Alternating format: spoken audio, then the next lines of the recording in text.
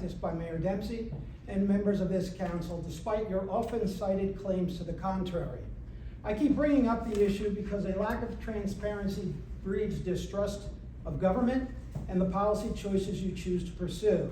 The lack of transparency actually undermines the policy decisions being made. It invites more criticism. It is the equivalent of shooting yourself in the foot. Having an informative website, office hours, or picking and choosing what questions to answer after the public comment period is closed is not a substitute for transparent decision making. Tonight I point to two significant missed opportunities to act in a transparent manner. The first has to do with the new affordable housing numbers. At the last council meeting, in response to a request by Mr. Penn for an explanation of the new affordable housing numbers, Mayor Dempsey responded, "I can't comment until the planner is done with the analysis, but it will not be 8 units. It is not that the mayor couldn't comment, she chose not to comment. When she declined to give even a cursory explanation to the public, none of the council members stepped up to do so. You could have indicated that there were 8 units of current affordable housing that needed to be rehabilitated in some form or fashion.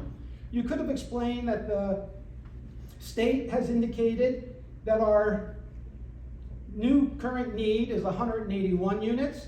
You could have explained that the borough has until January 31st to try and negotiate that number down to something less.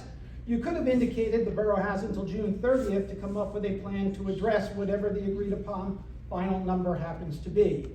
None of this information is secret. It was published on the DCA website, and it was written about in the newspapers. There was no legitimate reason for you folks to not answer Mr. Penn's request the night it was asked. The second example is the River Road redevelopment plan for the gateway districts. Tonight, you are going to direct the borough's affordable housing planner to draft a redevelopment plan for a majority of the properties in the 2 gateway districts. I assume the planner has or will be given a set of parameters to use in their effort to draft such a plan. Yet none of those parameters have been discussed or shared in a public forum. A redevelopment plan would address such things as the number of units, the height of the buildings, design standards, etc.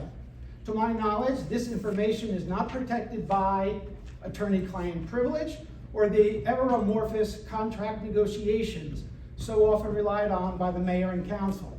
If a majority of the council has discussed and agreed to such a set of parameters, that discussion should have taken place in public. At the very least, the parameters should have been shared with the public before going forward to the planner.